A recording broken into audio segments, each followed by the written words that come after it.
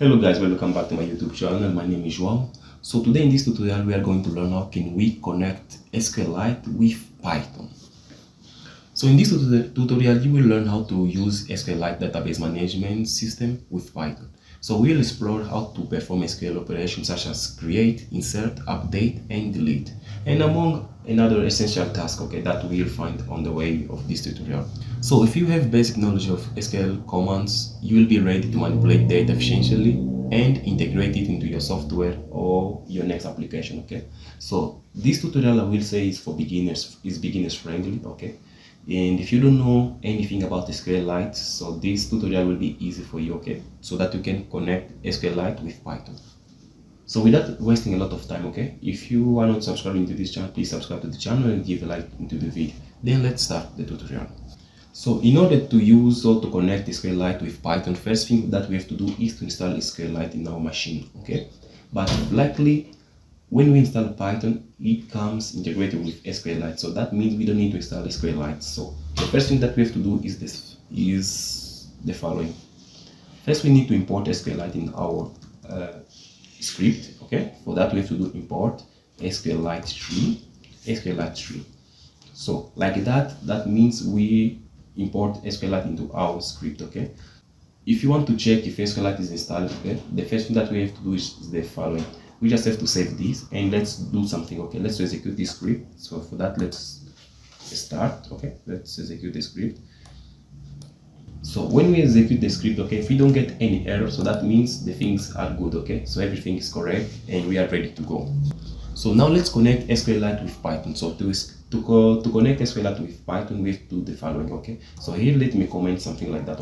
Importing SQLite. So after we import SQLite, first thing that we have to do is create a connection with a database.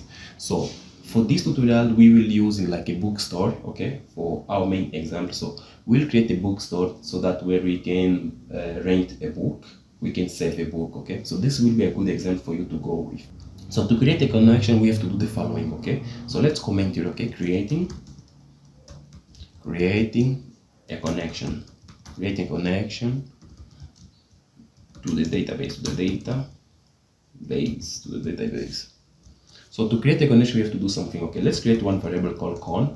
This con will be represent our connection to the database. So for that, then we'll say something. Light.connect.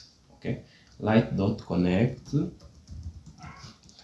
So why do I call it light.connect? So this SQLite, we will be creating after this as a light. So let's it as lights. Why do I did like this? Because always calling SQLite tree is too long. So that's why we abbreviated like with this name light. So every time we want to refer to SQLite, we just have to call this name light. So that's why we have it con equal light.connect. So after that, here we have to give the name of our database. So this database so here it works this way. So if database exists, it will just connect. If the database doesn't exist, it will create a new database that will be called by the name that will give here inside. So as I said, we'll create a database called bookstore. So this will be bookstore. Bookstore dot db. db, which means database. So after that we just have to save.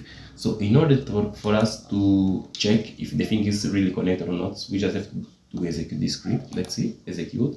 As we can see, we didn't get any errors. So that means the things are good to go. So what does these things mean? So these things means the following. We import SQLite tree. Then we refer it as light. So it's just like a short way for us to refer this SQLite. Just is to make it the code easy. So then we create a connection. So in these commands here, this command attempts to connect to the bookstore database.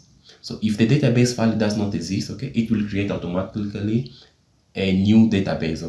So if it exists, the script will just establish a connection with this database bookstore.